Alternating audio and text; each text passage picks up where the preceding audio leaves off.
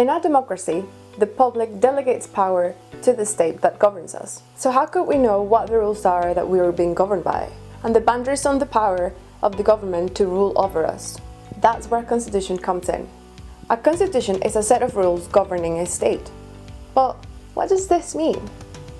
A constitution can define the relationship between citizen and state, organise and constrain government power, and set out rights and freedoms. There are two main types of constitution: codified and uncodified. A codified constitution or written constitution is usually a single document with all the do's and don'ts of the social contract between the citizens and the state. Almost every democracy in the world has a codified constitution. An uncodified constitution or unwritten constitution is where some rules might be written down in a statute or just agreed as conventions, which are not legally binding. Out of all democracies in the world today, only the UK, New Zealand and Israel don't have a codified constitution. So what's the role of a constitution in a democracy? Constitutions can define the shape of the state. For example, a constitution can establish whether the political system is federal or unitary. In a federal system, each state, province or region has significant authority, like Germany or Mexico. In a unitary system, like the UK, the national government is supreme. A constitution can set out whether the state is parliamentary or presidential. In a parliamentary system, voters elect a legislative branch, a parliament. An executive is then formed by whichever party or parties have a majority in that parliament. This happens in the UK, but also in countries like Finland.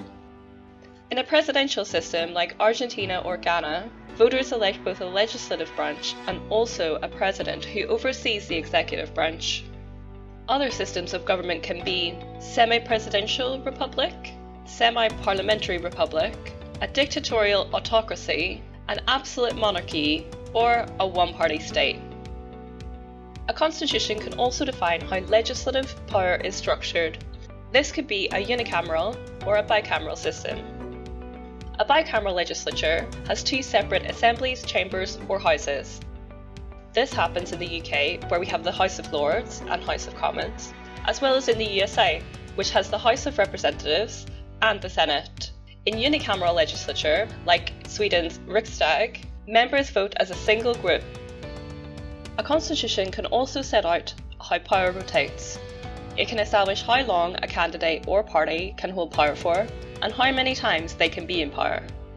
A constitution can also define the role of judges, like what they can do and how long their term is. For example, whether they have tenure for life or for a limited period of time.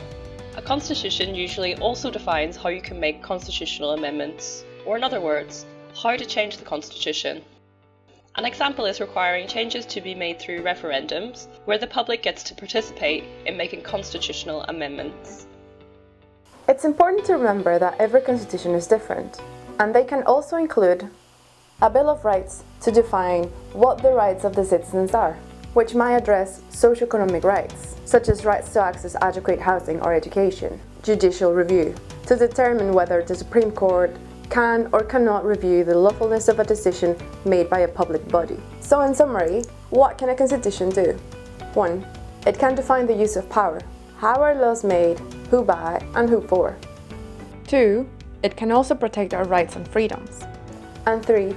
It can also make it clear what to do when power is abused. So, if we created a codified constitution for the UK, what would you include in it? Let us know by leaving your comments below.